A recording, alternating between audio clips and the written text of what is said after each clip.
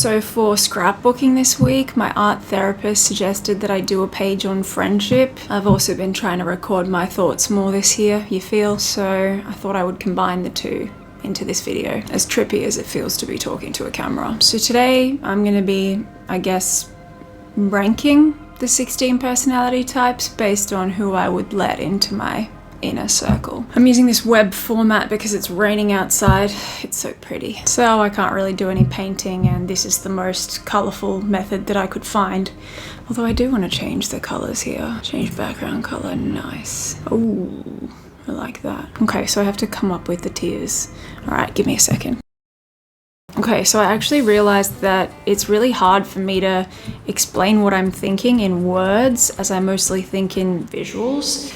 So I'm going to use emojis for this, and here they are. It just feels more me, today at least. I think these emojis are pretty self-explanatory, but I guess I'll explain just on the off chance that these emojis change meaning for me by the next time I watch this. So first you've got the photo frame as a metaphor for the picture perfect friendship, and the framed picture is of nature because right on. Oh, that's new. If I put you in this tier, it basically means that I can sit with you quietly in nature and just feel 100% comfy. It's a good tier to be in. Next, you've got the yin and yang emoji. If I put you in this tier, it means that we're opposites who balance each other out. There's juxtaposition, but there's interconnectedness at the same time, and it just feels right. Next is my friend, Mr. Abacus. I chose this one because I like the colors.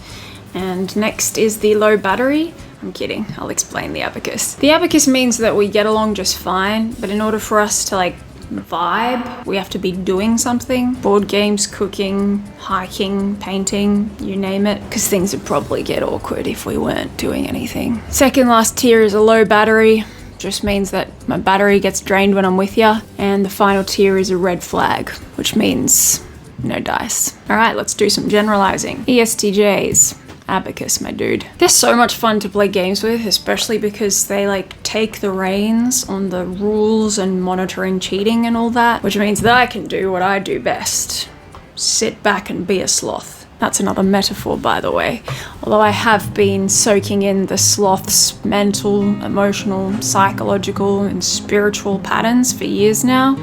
So we're actually more in tune than you might think. But yeah, look, can't get too close to ESTJs because they pretty much live for the establishment, and that's not gonna fly with me. The establishment is a bummer, man. INTPs are idea-generating machines, and we vibe pretty alright actually, because we both have the same habit of losing motivation easily and not finishing things. But what's really cool is that they are not clingy at all. Also, they have super low expectations of friendship, super low, like me. And look, we can have chats for hours. Do I understand what they're saying all the time? No, but the vibes, fire. And that's kind of what you want, isn't it? I will say that something seems to be missing though with INTPs. It's like when God created INTPs, he just forgot about emotion.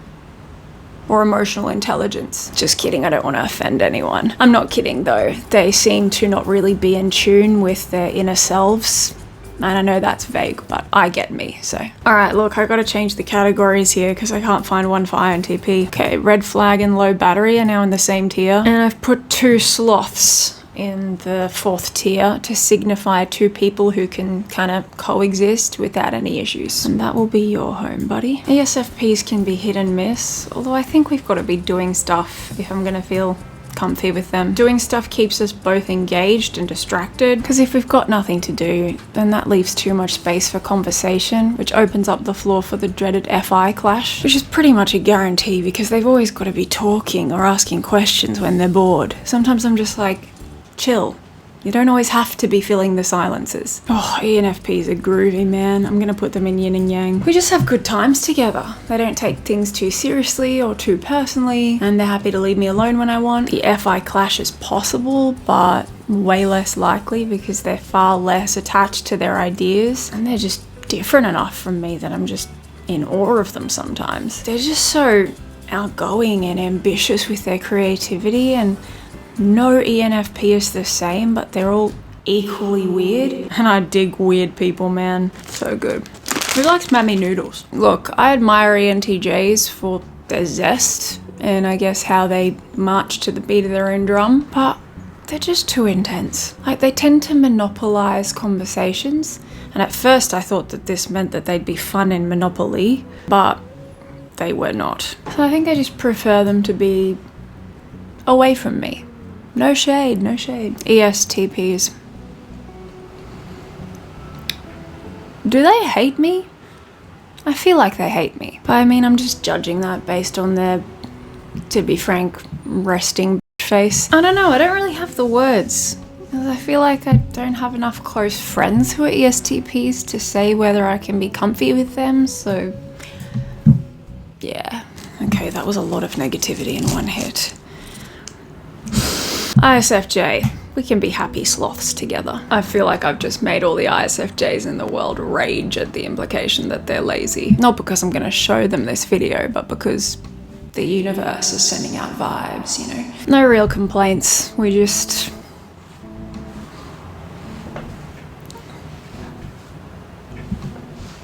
Alright, look, truth be told, I just feel like they don't have a really solidified sense of self, and so trying to talk to them is like yelling into an echo chamber. ENFJs. Yeah, look. Good on them. What they're doing seems to be working well for them, and that's just peaches. But I guess they scare me, you know? Like, within the first 10 minutes of meeting me, they think that they've read me accurately. But I'm a complex person. You can't just get to know me within 10 minutes. And they, well, they don't have an original thought in their head.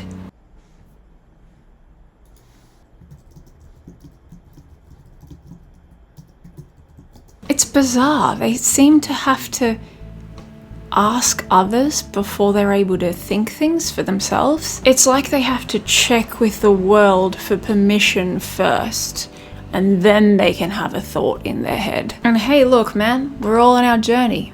That's fine, I respect that.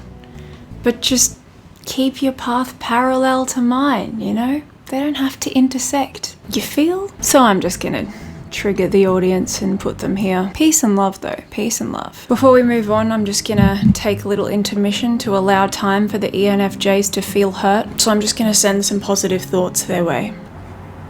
I'm manifesting happiness for the ENFJs out there. Yo, we're only halfway through though. I'm getting bored. Alright, ISTJs. This is a yin and yang friendship for sure, my friends. We can have such a laugh, and we actually enjoy being somewhat insensitive about people behind their backs. in like a mellow way. I know that they judge me for the chaos that I have in my life, but they're not the type to project their OCD onto me, which both allows me to feel like I can be myself and also allows me to feel empathy for the fact that they are going through OCD. Like, what a sad existence, man. Also, they just know who they are, and they're not going to compromise on that, which always makes me trust people more. ISTP, bro, what is going on in their heads? I don't know what it is, but I'm kind of glad I don't know about it. Couple of happy sloths hanging out together. And look, I feel like my presence is inconspicuous enough that they forget about me when I'm not there. So if they do turn out to be a serial killer, I'm safe. ENTPs.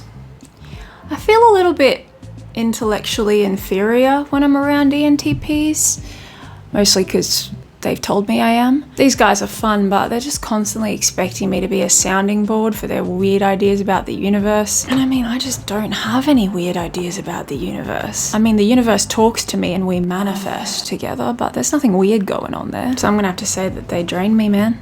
Small doses, small doses. My INFP friend and I still have not spoken. We just vibe. I reckon we'll get somewhere real special in the next few years of our friendship, but for now, the happiest sloths. Oh, she's fermented nicely. Man, ESFJs. My ESFJ friend once called me self-absorbed just because I flaked on one of her board game nights, and I don't get it. Like, if she loves me, why would she want me to go to an event that I don't want to go to? What possible gain is there in that? The only explanation is that they're trying to control me. And to that I say, down with the man. Another moment to send some positive vibes to the ESFJs. Where's my plant? Oh. INFJs. I reckon this can be a totally mutually beneficial friendship. We both value authenticity. though I'm far more authentic than they are. We both love creativity, although I generally do better art projects than they do, just between me and me. Overall good vibes, but I mean, I wouldn't let them get too close because I just can't stand when they try to analyze me. What is with the world's obsession with psychoanalyzing?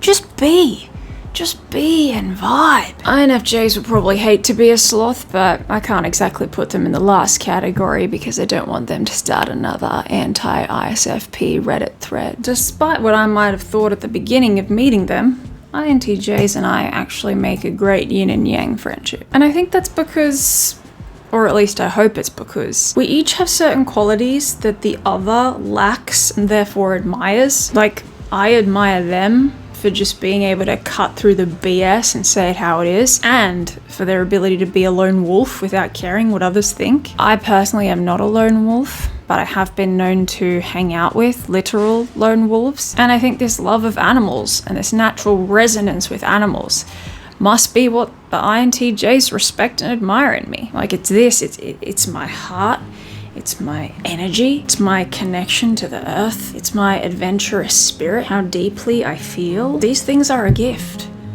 which I manifested. Whoa, just one more type. That went fast. I'm gonna take the ISFP label to mean myself, because I don't like putting myself in a category with others. I'm unique. And so ISFP is the only one who's going in the top tier because my only picture perfect friendship is with myself. Bet you didn't see that one coming. I'm so original for putting my type at the top of the tier list. No one else does that. Alright, that's it for the ranking. Now I've got to go roll around in some dirt because this activity surpassed my technology quota for like the whole week, and I feel just way too part of the mob right now. Peace. Maybe you could take my example and go and smell some grass. Or this plant, which is clearly very alive. I actually like to dry my plants because it makes me feel like the plant is an old soul, like me. You know, I got this coffee from Bali, man. Bali's a great place. I don't know if you've heard about it. It's kind of niche. I actually filmed this entire video with my apple juice right over there, and I had no idea that there was a sloth on it. That feels like a waste.